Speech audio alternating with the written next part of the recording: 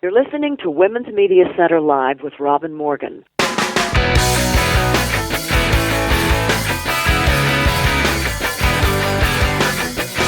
Welcome to Women's Media Center Live. I'm Robin Morgan. Oh, we have a lot to get to today. My guests include women who are revolutionizing current sexuality for women with a make love, not porn combined with technology. It's fascinating and fun. And also we'll be talking with a woman who is the author of a book that revolutionizes the way we view the suffrage movement as inclusive of all the women who brought women the vote. And there's Surrealism Corner and lots more, so let's get to it. But first we need to go inside the headlines.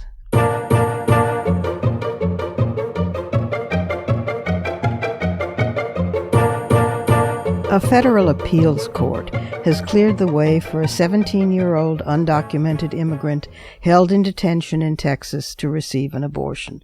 By the time you hear these words, hopefully, she will already have received the procedure, although in Texas, it's no small matter given the assault against Planned Parenthood clinics. The full bench of the D.C. Circuit Court of Appeals overturned an earlier ruling from a 3-judge panel of that court that gave the Trump administration more time, while the clock is ticking, to try to diffuse the controversy by finding an adult who could take in the pregnant teen who is currently in a federal-funded shelter.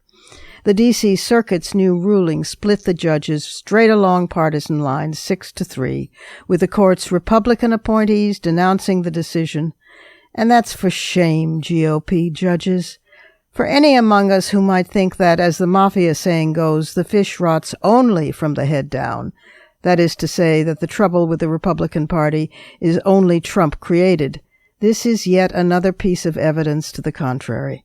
The grand old party has for some time, since the Southern strategy in the 1970s, and then intensified by the Gingrich era straight through the religious right and the Tea Party, been invoking the Trumpism that now threatens to destroy that party, even at the cost of poisoning our democracy.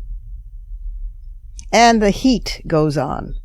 Leon Wieseltier, I'm not sure how his name is pronounced, but I'm choosing to pronounce it Wieseltier. Wieseltier, Wieseltier, a prominent editor at the New Republic magazine for 3 decades, has apologized for so-called, quote, offenses against some of my colleagues in the past, following on allegations by a number of women accusing him of sexual harassment and inappropriate advances. Wieseltier was on the brink of unveiling a new magazine to be called Idea, which he would have been editor-in-chief of, and it was to be backed by the organization Emerson Collective, which in turn was founded and funded by Laurene Powell Jobs, Steve Jobs' widow.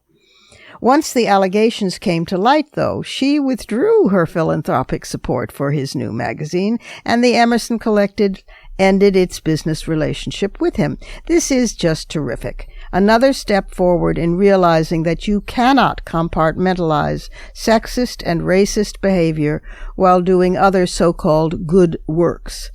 Kudos to Laurene Powell Jobs, and as for Leon, assaulting women, Wieseltier, was a very bad idea. Here, though, is a really good idea. Students in Italy will soon study the dangers of the digital age. While juggling math assignments, they'll also tackle worksheets prepared by reporters from the national broadcaster RAI. And separate from the weekly hour of religion in Italy, they will receive a list of what amounts to a new set of 10 commandments. Among them, thou shalt not share unverified news, thou shalt ask for resources and evidence, thou shalt remember that the internet and social networks can be manipulated. These lessons are part of an extraordinary experiment by the Italian government to train a generation of students steeped in social media how to recognize fake news and conspiracy theories online. It's brilliant. Laura Boldrini. Yep, a woman. Are we really surprised? She's the president of the lower house of parliament, and it was she who has spearheaded the project with the Italian Ministry of Education. The initiative will be rolled out in 8,000 high schools across the country starting on October 30th. Baldrini insists that the web cannot and must not be forfeited to the fringes, and that kids deserve a government to teach the next generation of Italian voters how to defend themselves. She included Google and Facebook in the project as an acknowledgement of virtual spaces where many young Italians live, but she expressed doubts in particular about Facebook's commitment to reining in fake news and hate speech. Come on, Sheryl Sandberg. Time to lean in, Sheryl. This is just a great idea. Maybe if enough of us share such an idea with our elected representatives, someone will start such a legislative initiative, which ought to be a bipartisan piece of cake. Although, good luck with that, so long as Betsy DeVos is masquerading as Secretary of Education. A Russian socialite and TV journalist whose father was a close friend of Vladimir Putin announced her intention to challenge Putin in the presidential election scheduled for March. She's 35 and her name is Ksenia Sobchak. She's projecting herself as a candidate for those who reject the status quo, and she claims she can give the struggling opposition a voice. Not so fast. There already is a long-standing opposition movement with its own chosen voice, the liberal candidate Alexei Navalny, who is banned by Putin from running on fraud charges that Navalny has called politically motivated. Navalny has been off and on imprisoned by Putin, but the opposition movement still backs him strongly. All those major demonstrations of hundreds of thousands of people in the streets feels real. And the opposition movement has even gone so far as to suggest that Sobchak's candidacy is being deliberately staged, that she is a stooge for Putin and a spoiler candidate to split the liberal vote. Now, we might think that such an accusation was garden-variety sexism, which I'm sure plays a part anyway, but it is also undeniable that she has no real positions on issues, and she's mostly known in Russia not for having been jailed, but for being the Russian equivalent of Paris Hilton, Instagramming Paris fashion shows, yoga retreats, journeys on yachts, and expensive restaurants. Although that may be the least obstacle against her, a recent poll by the Levada Center suggested that 53% of respondents in the country were strongly opposed to a woman's being president of Russia. But then there was a real candidate, and she really, really won. Self-described, relentlessly optimistic, Jacinda Ardern, age 37, is now Prime Minister of New Zealand, the third woman to lead the nation and the youngest PM in 150 years. She rose to become head of the center-left Labour Party less than 3 months before September's election, in which she led Labour to a 36.9% showing, putting them in required coalition with the center-right incumbent National Party. Ardern, openly feminist, captured the public's heart when she refused to say whether she intended to have babies or not, since, she noted, the question would not have been asked of a male politician.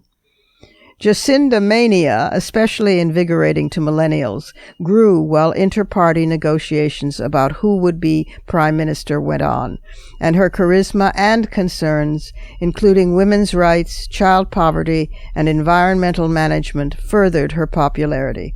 But it was the deciding vote of eccentric Winston Peters of the populist New Zealand First Party that put Ardern in the PM seat. Word is that he mostly meant to flummox the National Party by backing her, but she's her own woman, and he's in, they're all in, for a shock.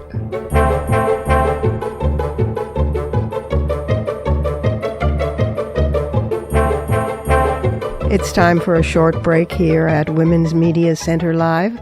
I'm Robin Morgan, but if you stay tuned, coming right up is an interview with a founder of Sex Tech, Women in Sex Tech. And if you don't know what that is, stay tuned and you'll find out.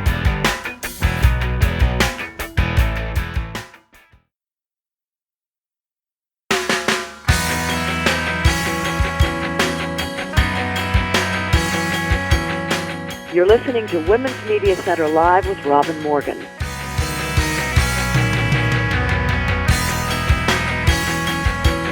And welcome back again. My first guest is Polly Rodriguez. She's an entrepreneur who founded Unbound, which is a female sexual wellness company that's just totally changing the way that women understand and shop for products that promote a healthy sex life. She founded the company in 2012, and it grew 700% last year and has expanded its offering to include its own product line. But it also is a community that gives female sex tech business founders a space to share their own stories and their missions, and they do have a mission. Listen in. Polly Rodriguez. Polly, welcome to Women's Media Center Live. Thank you for having me. I'm so excited. Well, before we get into the specifics of Women of Sex Tech, which is a really interesting, terrific idea, I read somewhere that you got started in the female sex tech entrepreneur world because when you were 21, you had radiation treatment for colon cancer, and you were told, is this true, by a potential investor, that you'd be a good CEO because you're not Kim Kardashian attractive, but you're girl next door attractive? And another one asked if you could demonstrate your products for him. Yeah, it's rough out there for any female entrepreneur, I think. But when you're adding in the complexity of sexual health, it unfortunately results oftentimes in a lot of inappropriate behavior. You think? And what I find refreshing about reading what you people are doing in Women of Sex Tech and in the various individual groups that and entrepreneurs of sex tech women who are involved is that, well, a couple of things. If it's women controlled, it's woman centered. One of the groups has a slogan: "Make love, not porn." It's feminist in nature. It takes away the scuzziness somehow that is inflicted on female sexuality, while men define it. And I congratulate you on that. Loving yourself is a rebellious act is one of your mottos. Yeah. I think when we looked at the industry at large, we overwhelmingly saw so many of these companies were run by men, which is surprising. I mean, it's not surprising in a lot of ways, but I think a lot of the marketing, a lot of the emotions, a lot of the stigmas tied to the industry of vibrators, lubricants, products that help women explore their bodies and enjoy their bodies, oftentimes are from the male gaze. And that leads to, I think, a lot of products having branding and photography and naming that makes women feel awkward or embarrassed or intimidated about buying products that are in the industry. Well, and also even the design, because when Betty Dodson of my generation of feminists was one of the first to say the sex word out loud and affirmatively for women. Began, the only vibrators that were available, and she pointed this out, were shaped like penises. I mean, it comes from a very patriarchal, masculinist point of view that is a very, how shall I say, shrunken analysis of where women's pleasure happens. They never met a clitoris that they liked or even could find. Exactly. There was one doctor, I remember, my hair stood right on end, in California about 10, 15 years ago, who performed vaginal surgery to move the clitoris closer to the actual vagina because men couldn't find the clitoris and didn't know or care that it was the center of pleasure for women. So he thought he was doing women a favor. This is horrific because men did know where the vagina was. That's where they liked to go. So if you moved the clitoris closer, maybe the woman would get some sort of, sideline pleasure. My God. Yeah. Yeah, it's mind-blowing, right? Like, even from an anatomical perspective, all these products are being designed for internal stimulation when studies show 70% of women need clitoral stimulation in order to climax. Yes. And so you had products that were being made and sold, not to mention they were pink and plastic and not body-safe materials and all of these things that made for a really terrible product and shopping experience, which, I don't think was malicious, but I think it was just reflective of the fact that, like, there were men designing products for body parts that they did not have or own. And they considered themselves the generic, and so everybody else must feel the way they do because it never occurred to them anything different.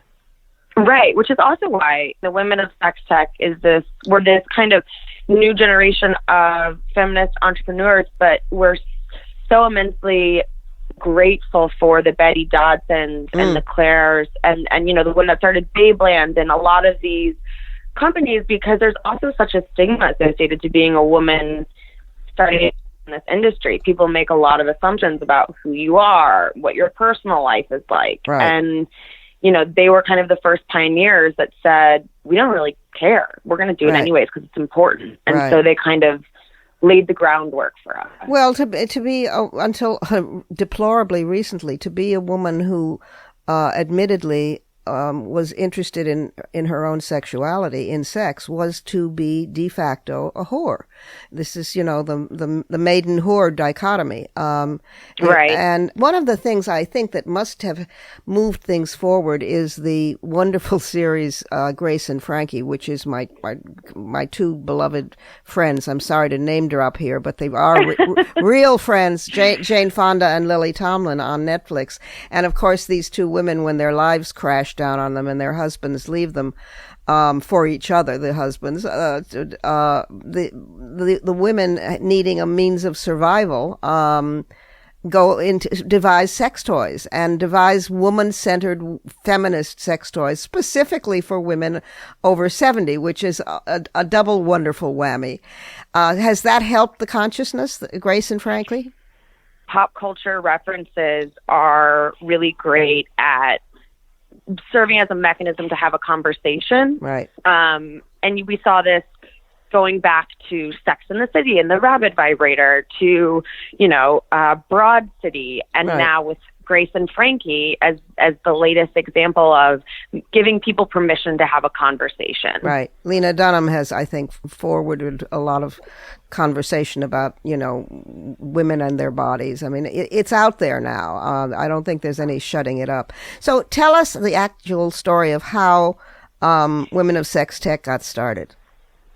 Yeah, so you kind of alluded to my personal reason as to why I was passionate about female sexual health and wellness was going through radiation treatment and having, as a result of having cancer, and then being told by my doctors that I would never have children, but never alluding to what that meant for my quality of life with regards to sexuality. And so to me, it was this poignant life moment where I realized how underserved women are when it comes to understanding their bodies and buying products that help them understand them further. And so wanted to create a company that allowed women to read content and become educated and informed and buy products in a way that made them feel good as opposed to embarrassed.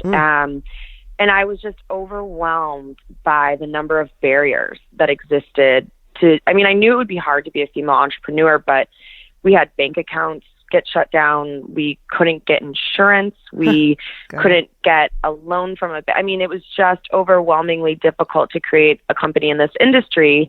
And I started getting coffee with other women I had met who were also trying to start businesses in the industry.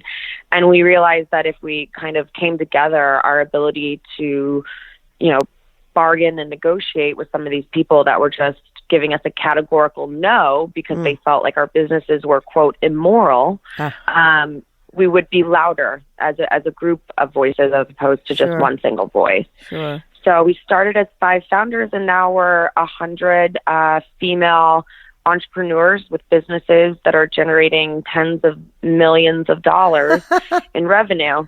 Which is amazing. That is terrific. Do you think that I think I know the answer to this, but I'm asking it anyway. Do you think that the discrimination you encountered was because you were women, or was that then compounded by the subject that you were, creating companies about? In other words, if you'd been women creating some kind of consortium for women in nursery school tech, or childcare tech, there would have been discrimination, but not as much. Was it the combo that was the double whammy, or? Absolutely. I mean, I think you look at the statistics and less than 6% of venture capital goes to women in general. Wow. And so you couple that with women that are trying to start a sexual revolution, and you have all types of investors that are uncomfortable with having that conversation. And I think it was also really disappointing to pitch to older women that really were polarized around the category. And it was actually, the women that I often would speak to who felt like what we were doing was really inappropriate. And that was really disheartening, because I thought going out and pitching to other female investors, they would be the ones that understood why it's difficult to buy these products, why there's so much shame built into the industry. Yeah. And they were the ones that kind of, at times were like, we really don't think this is appropriate. But definitely a double whammy on both accounts. I think being a woman and raising money is hard, but especially when you're talking about sex, it's even harder. Yes. Well, and I can imagine what those women who were naysayers were thinking, because, it's a reaction when for seemingly ever, for millennia, you've been defined only in terms of your sexual availability. And your maternal availability. In other words, you produce children and you give pleasure. That's it. We don't want to hear from your brains. We don't want to hear from your needs and desires as a human being. Shut up and widen your legs. So many women have reacted at the beginning of this current feminist 10 millionth wave, not wanting to talk about children at all, or having children, or even wanting children, and not wanting to talk about sex, simply because those had been the two areas of confinement. We wanted to talk about anything else, especially we think. So I can imagine that a lot of it stemmed from that reaction. But there's what is the dialectic? Thesis, and then there's antithesis, and then there's synthesis. And your synthesis, you're coming together saying we think and we have a right to pleasure. Right, exactly. And a right to control how and when and the ways of our pleasure, by God. Yes, exactly. Because I can't tell you how many women will write into us and say, I'd never had an orgasm. And these are women in, all ages. Yeah. And it's because our education focuses only on either abstinence or STDs. And we never acknowledge that there's this whole component of pleasure and happiness. Right. Right. And because it's go ahead. Simple, I guess.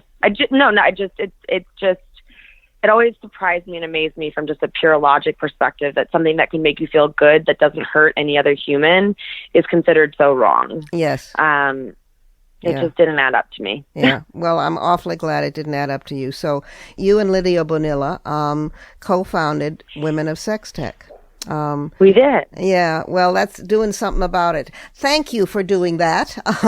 And thanks for being with us. I've always said that, another name for pleasuring oneself or masturbation is making love with the person who knows you best.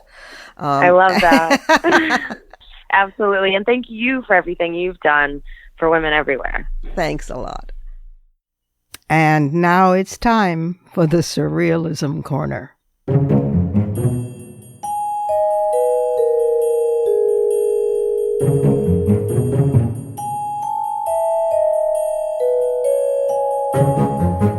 No copay on birth control, cheaper tampons, office breaks to pump breast milk. These are not just surreal hallucinations I'm having. They are among the state, Senate, and Assembly bills being considered in the Nevada legislature. Not only were each of them designed with women in mind, they each were sponsored by a female lawmaker. In other words, ta-da! Surprise! Electing women makes a difference. Common sense and many studies show that increased gender representation directly translates into better consideration of women in drafting law and policy. Duh! A national organization called Emerge America, which recruits and trains Democratic women to run for office, is attempting to address the problem of gender imparity in political representation. Now, Emerge Nevada had 9 of their candidates on state ballots last November, and 8 of them were elected. Hopefully, Republican women will follow suit because their party really needs change and they are the only ones who can actually do it.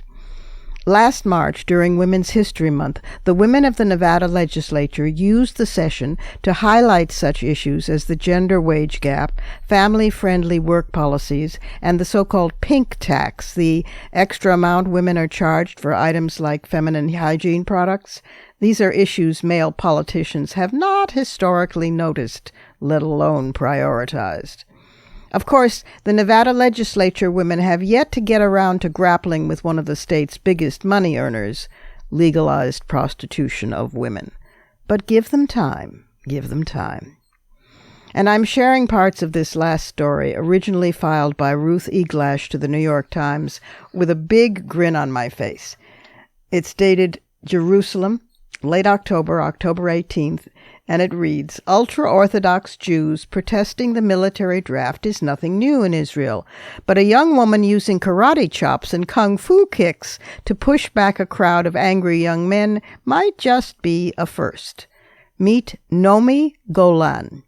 On Monday night, Golan, an off-duty soldier, attempted to guide a car through a violent protest that erupted in Jerusalem after 2 yeshiva students were arrested by the army for not showing up at the military recruitment office.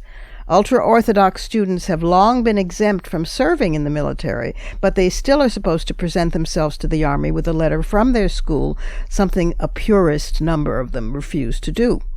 Well, the video of Golan fending off a group of men as they cursed at her, calling her a shiksa, which is a non-Jewish woman, and also naturally calling her a whore, and spitting at her, this video has caught the attention of both secular and ultra-Orthodox or Haredi media in Israel. It was featured by mainstream news outlets, and it was shared widely on social media. Nearly 60 people were arrested in Jerusalem and Bnei Barak near Tel Aviv in protest, police said. In an interview in Hebrew with the local media, Golan said she had stopped to help the car pass through the protest. Her goal, she said, was to approach the protest leaders and tell them to back off. Quote, "They attacked me. So as a soldier, a civilian, an old woman, young or no matter what role I had or what I was wearing, I defended myself as I would in any other situation," close quote. She said that, according to the Facebook page First Report. All Jewish men and women, as well as Druze men, are required to serve in the army in Israel at the age of 18. Only Israeli Arabs and ultra-Orthodox Jews receive an exemption. And it's a point that's caused tension in recent years because many who do serve feel they're shouldering more of the country's burden. When long-standing legislation automatically exempting some 54,000 full-time yeshiva students from the draft expired several years ago, protests by the ultra-Orthodox became commonplace.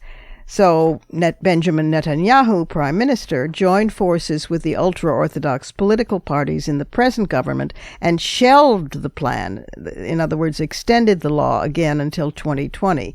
But in September, a legal petition filed to Israel's Supreme Court struck down the new arrangement, saying it would expire within a year. So, of course, the mainstream Haredi groups are on the streets again. This whole thing about who serves and who doesn't because they're studying the Torah is really surreal. But let's hear it for Nomi Golan, off duty, but on the job.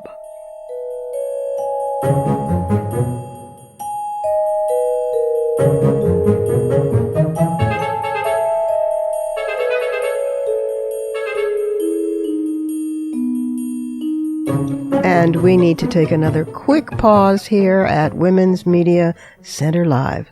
I'm Robin Morgan, and when we come back, we're going to be discussing a new book that examines the women's suffrage movement in an intersectional way, and it is an extremely interesting, textured, vibrating, and dimensional study historically that's never quite been done before. So that's coming right up.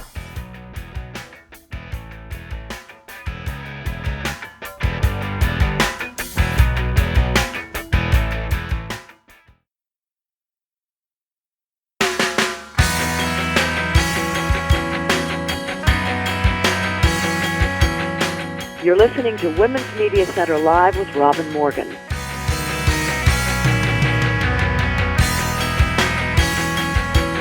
And we're back again. Angela P. Dodson is a former senior editor and former style editor for the New York Times, and she also previously was executive editor of Black Issues Book Review. She's now an independent editor, writer, and consultant, and she founded an editorial services company, Editors on Call, LLC, to link freelancers to clients in need of writing and editing and general editorial services. But here today, she's with us to talk about her new book, Remember the Ladies, Celebrating Those Who Fought for Freedom at the Ballot Box. And it's the most inclusive women's suffrage movement book history in the United States that I've read to date. Here's Angela Dodson. Angela Dodson, welcome to the program. It's good to have you here. And it's good to be here. Well, Remember the Ladies, Celebrating Those Who Fought for Freedom at the Ballot Box. How did you come to write it? This is going to be a central book in women's history. I do a lot of work for that particular publisher. Hachette Publishing Group is who put this out. Mm-hmm. And an editor that I had worked with on helping to get my husband's book on Obama's legacy done asked me at the end of that project whether there was something I wanted to write, and I proposed a couple things that she wasn't that crazy about. And she said, but we have these anniversaries coming up for the women's suffrage movement. Would you like to look into that? And I asked to, do a little bit of research, check it out and see what I could come up with that might be any different. My book takes a more inclusive look at the women's suffrage movement, and we think of it more or less as a small band of white women fighting the world or whatever. That happened too, and they deserve credit. But there were all kinds of other people involved. There were, black people were involved from the very beginning, including black men. It was born out of the abolition movement. I mean, it was that was its parent. Exactly. Almost every one of the early suffragists was an abolitionist, and a very radical abolitionist. Mm-hmm. Many of them were participants in the Underground Railroad and even wrote about people that they had helped hide or at least outfit to go to Canada. Right. And they lived near the Canadian border, which would have made them very important conductors on the Underground Railroad. So, I found that the story was inseparable from abolition and slavery and race and all kinds of other intersections. The women's temperance movement. The temperance movement, rather. It wasn't all women. That became a women's issue because being married to a drunk was a real problem if you had no rights at all. That's right. And you couldn't divorce them and couldn't get away from them, couldn't get your children away from them. See, I think this is so important. This is what makes this book different from other coverage of, however, excellent they may be, historical coverage of the suffrage movement, because this is a 360 perception, 360 degrees. And all of those currents feeding into the suffrage movement, and all of those currents of which the suffrage movement was one feeding into each other. Prison reform, beginning at around that time, and the concept of orphanages, which seem awful to us now, but they got children off begging on the streets. I mean, women were involved, halfway houses, all of those, women were involved in and doing the scut work for, and the original ideas for as well.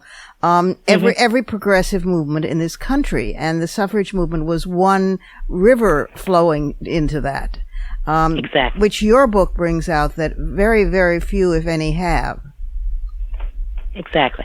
And, most of these people got their training in how to protest from either the temperance movement or the abolition movement. Right. The same way many of us did in the 60s. This wave of feminism, I come out of the civil rights movement. Exactly. But by the time of the Seneca Falls Convention in 1848, a lot of women had, 10 years of experience in the abolition movement at least. Right. Because that's what women had started having their own anti-slavery societies in the 1830s. Right. and Lucretia Mott, who was a very important early suffragist, considered those meetings, which were interracial, to be the start of the women's movement. Right. They she always were. dated it from. Mm-hmm. And they were. And the ramifications for that for today are enormous, aren't they? Yes, because today we still, in the 70s we had the same kinds of divisions between black women who didn't buy into the movement and were suspicious of white feminists and vice versa, probably. But, today we have this huge division where in the last election, I point out, and my suffrage book goes up to the presidential election of 2016, I point out that 96% of black women voted for Hillary Clinton. That's right. And race was not a problem for us. No. But 53% of white women voted against her. Right. So that's a huge cultural divide somehow, and it says something, but I'm still not sorted out exactly what it says. Well, one of the things that we do know is that a lot of those women, at least in particular states, Wisconsin, Michigan, etc., those particular white women who had never been, they hadn't voted for Obama, they hadn't voted Democratic, ever, and had, which had been a problem. They voted more for Hillary than they had voted even for Obama, the few of them who had switched for Obama. But they were coming over to Hillary around that time, particularly after the Access Hollywood tape leaked. And then the Comey letter dropped, and they scurried back to the Republican Party. And so I don't think that we would have pulled it off this time, but we came closer with those white women, whereas the black women's vote has always been more feminist. Yeah, it stands to reason that, black women would have been more invested in the workforce for a lot longer period. Of course. And because there's, a high percentage who probably are, single parent households, they have to stand up for themselves. They have to vote their interest. Yes. There's no backup plan for a lot of black women. That's right. So that, that could be part of what's going on.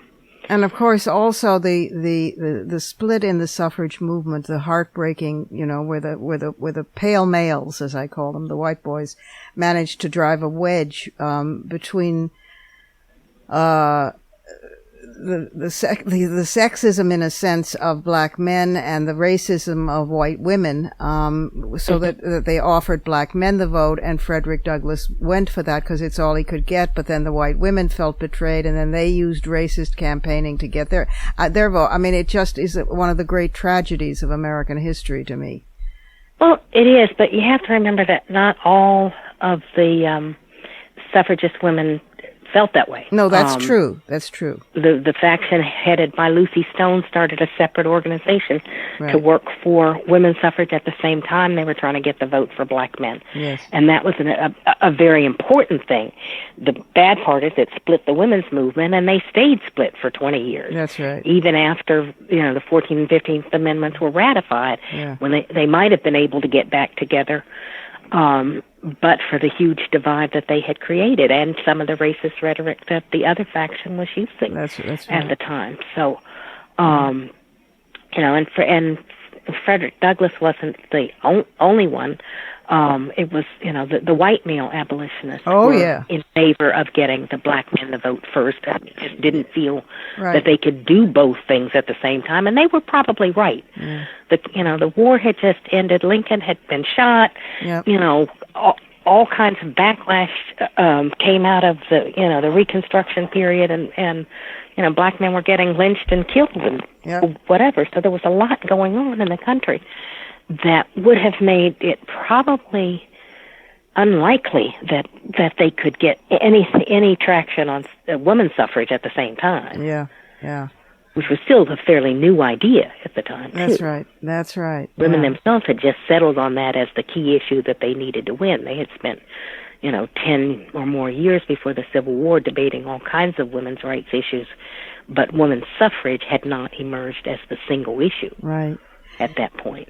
So. You know, the older I get, the more I lament the fact that plain old civics is not taught anymore in school. I think that's a tragedy. I really do. It's devastating, you know. I mean, most Americans can't even name the 3 branches of government, for God's sake. But when you think how many most Americans, I'm sure like 90% of Americans do not know that when, quote, blacks, unquote, got the vote, that meant black men, not black women. Right. I don't think people think about that at all. A totally invisible fact in their minds, in the mind of history.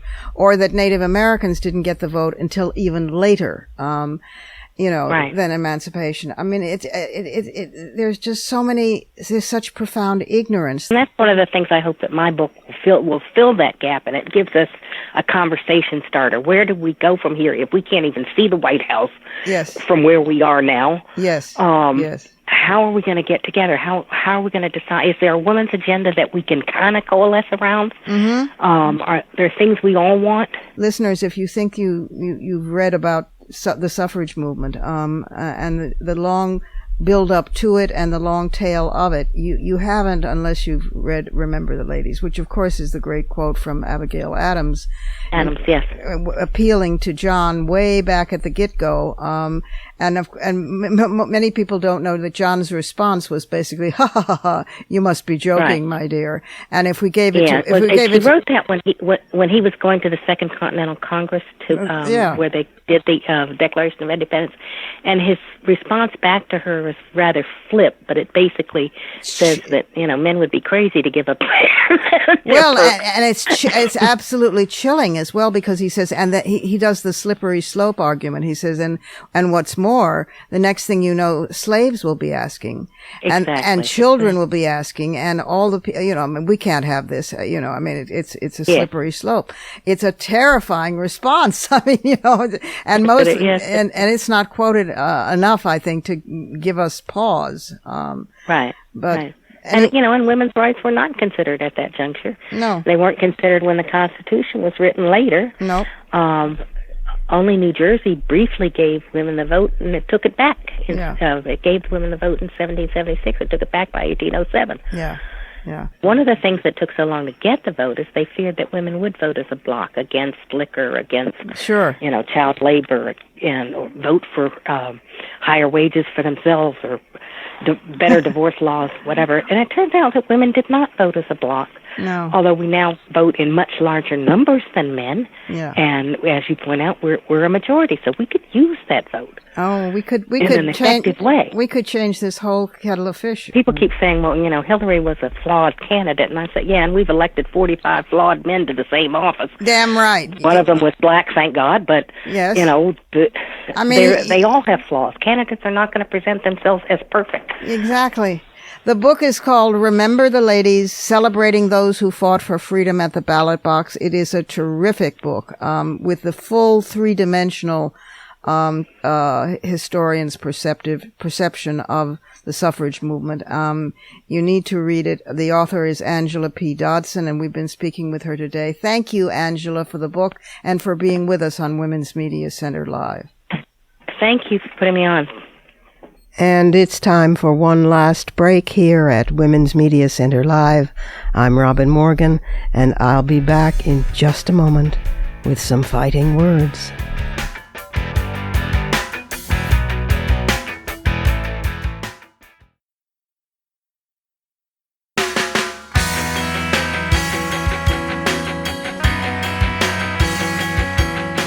You're listening to Women's Media Center Live with Robin Morgan.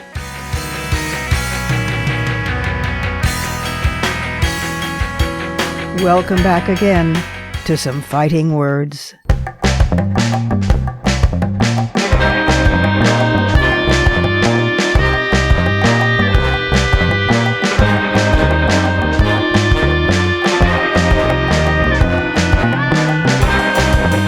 So I was thinking about authority figures and authoritarian figures. Well, for starters, authoritarian figures live in constant fear of not getting, having, keeping, and of losing authority. Their validity must come from outside, requiring collaboration with those viewed as subordinates to them. Authority figures, on the other hand, derive their authority from elements of themselves, their character, their choice of how, when, and on whose behalf to exercise that authority. Their validity must come from within themselves to be actionable and authentic. Now, we've been told repeatedly that we have 3 grown-ups continually circling the madness that stalks the White House corridors these days, but all along we were uneasy about so damn many generals lodged in positions traditionally held by civilians, especially some of whom are not even retired. The framers intended civilians to control the military, not the reverse. But they were grown-ups, at least, as pundits termed it. They might be able to stop Trump from launching World War III in North Korea, and they certainly could at least keep him from invading Mexico or Venezuela. It's impossible for us to know how much Trump is changing them, since it doesn't particularly seem noticeable that they're changing him. Or is it that all along they weren't the grown-ups in the room, but just more arch-conservatives, this time wearing uniforms and commanding battalions of the most powerful and third largest after China and India military force on Earth? Case in point, retired 4-star Marine General James Mattis, the man Trump named Defense Secretary because he liked the general's nickname, Mad Dog Mattis, known for his memorable quotes like, quote, "Be polite, be professional, but have a plan to kill everybody you meet," close quote. Mattis has tried manfully to stay out of sight at the Defense Department, tactically but tactfully disagreeing with Trump on almost everything. How long he can pull that act off for is another question. National Security Advisor Lieutenant General H.R. McMaster, who needed a waiver to serve Trump's regime because he still is on active U.S. Army duty, clashed frequently with Trump early this year. Yet as Trump's first disastrous foray abroad began, McMaster's co-authored an op-ed in the Wall Street Journal, which included this passage. The president embarked on his first foreign trip with a clear-eyed outlook that the world is not a global community, but an arena where nations, non-governmental actors, and businesses engage and compete for advantage, close quote. Now, that's an alpha male perception of all foreign policy as survival of the fittest, which is not, by the way, an accurate definition of evolution. But it is the essence of Trumpism, and it was validated approvingly by this national security advisor, who, after all, had been quickly hustled into place to replace the rabid 3-star U.S. Army General, Lieutenant General Michael Flynn. He's currently being investigated for everything from setting up meetings between Russians in the campaign to not having registered as a foreign agent, and lots more. But back to H.R. McMaster, whose decorated military career gained him a reputation for being outspoken, for telling truth to power. Nevertheless, he immediately and misleadingly shot down allegations that Trump had done anything wrong in meeting with the Russian ambassador and foreign minister in the Oval Office, with no American press present. McMaster's claimed, quote, "At no time were intelligence sources or methods discussed during that meeting, attributing reports on that to be false news. That was a lie. Mossad, the Israeli intelligence service, stepped forward, very ticked off, to say quite the opposite. And now we've been treated to the real John Kelly, the 4-star Marine general, who seemed okay for a bit. You know, I mean, he was the one Trump picked for Homeland Security Director, and then he moved him into the White House, where at least he got rid of Sebastian Gorka and Steve Bannon. But then he waded into the disastrous exchange between an unempathetic Trump and Maisha Johnson, a military widow in what was supposed to have been a condolence call. In defending his boss, Kelly revealed striking similarities in their beliefs. He had no difficulty using totally false information to impugn the motives of Representative Frederica Wilson, Democratic Congresswoman from Florida, and he's not apologized to her yet. He publicly mourned the great days of yesteryear when women were, quote, held sacred, along with life, there goes abortion rights, religion, there goes the framers' secular society, and Gold Star families. No problem about the sanctity of life in creating Gold Star families, you understand. Leave aside the fact that his boss trash talks all four of these sacred things. Leave aside the reality that when women were being held sacred, everybody thought it was normal life that we were being battered, raped, harassed, prostituted, denied equal access to jobs and professions, pay, education, access to sports, denied the right to keep our own names if married, denied the right to control our own reproductive lives, and not believed. Never believed. Being up on Kelly's pedestal meant he didn't have to look us in the eye. Well, leave all that for the moment aside and listen for the real message Kelly sent, that the daylight we had wistfully hoped for and assumed actually might exist between him and his commander-in-chief is not there. Instead, Kelly revealed himself as a 1950s working-class white male far-right social conservative with military loyalty. Masha Gessen, who has experienced totalitarianism and written insightfully about it, penned a compelling piece in The New Yorker analyzing Kelly's language in that news conference, which she notes ominously was resonant of pre-military coup attitudes. The least we can do is escalate our vigilance, not project maturity onto or glamorize Kelly or all of, quote, my generals, as Trump calls them, out of misplaced gratitude that they appear saner than he is. Ultimately, these men have been trained to believe in obeying his orders, and so far, though they might be trying to influence him toward better policies, evidence seems to show they are obeying. But then there's this. A dear friend and longtime feminist sister-in-arms, Kathleen Berry, author of germinal books on prostitution as a feminist issue, as well as the definitive biography of Susan B. Anthony, lives in Santa Rosa, California, and she was evacuated during the wildfires. She brought to my attention an alert sent to area residents by the Sonoma County Sheriff, Rob Giordano. We both love this sheriff. The shelters in Santa Rosa filled quickly, but the large migrant worker population in that agricultural region feared going to shelters because many are undocumented, and ICE agents had warned they would be waiting to arrest and deport them.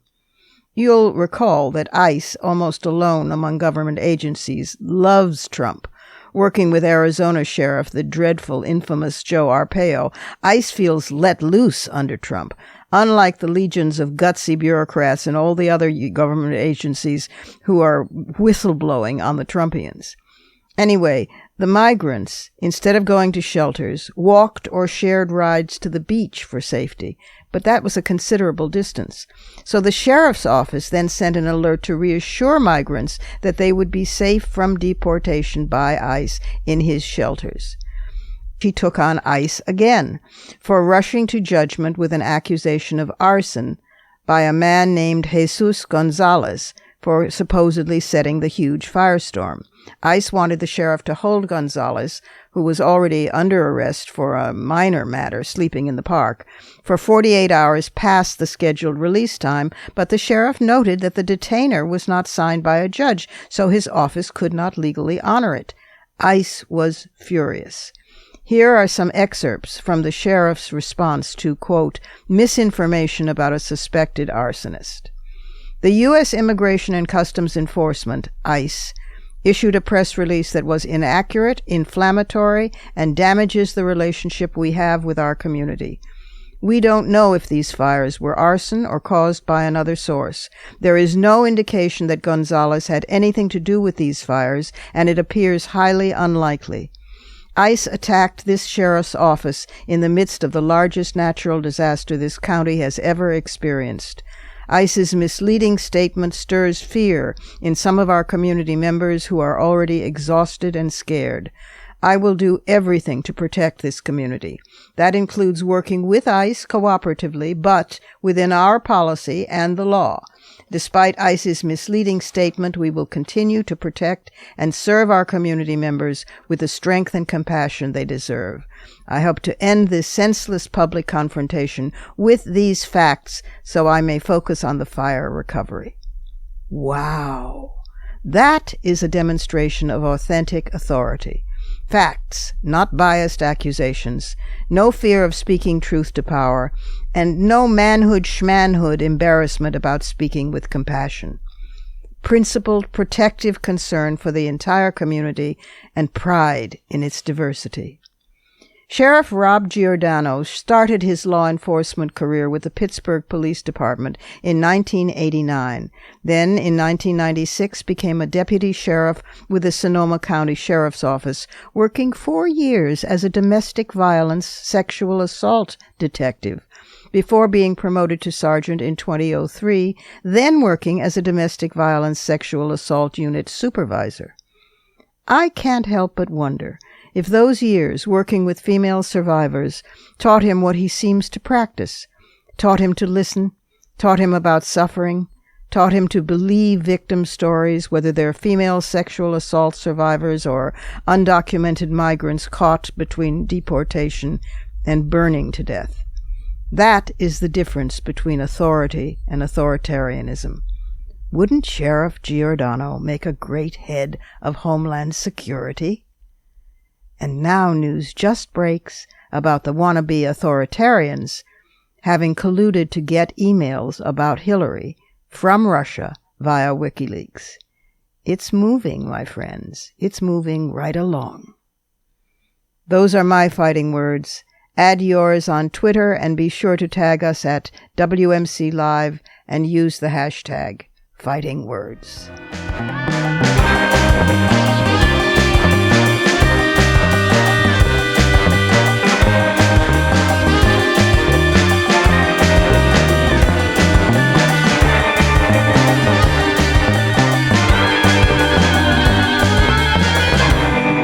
And that's it for today.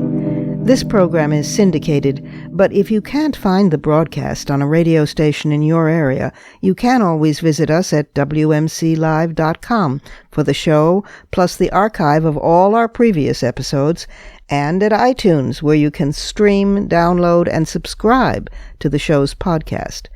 Also, be sure to find WMC Live on Facebook and Twitter, and you can check out my website and blog at robinmorgan.net, and find me on Facebook and Twitter, too. Portions of this program were taped earlier. Opinions expressed here do not necessarily represent the WMC. Here's the family for Women's Media Center Live. WMC President and Executive Producer of this program, Julie Burton, and our founding and sustaining sponsor, Regina K. Scully. I'm Robin Morgan, your producer and host. Thank you for being with us, and don't forget to join us next week right here on Women's Media Center Live. For the smartest talk about news, politics, sex, books, religion, race, and more, tune your radio to Women's Media Center Live with Robin Morgan. Audacious, witty, provocative, informative, and fun. It's Women's Media Center Live with Robin Morgan on WMCLive.com. Talk radio with a brain.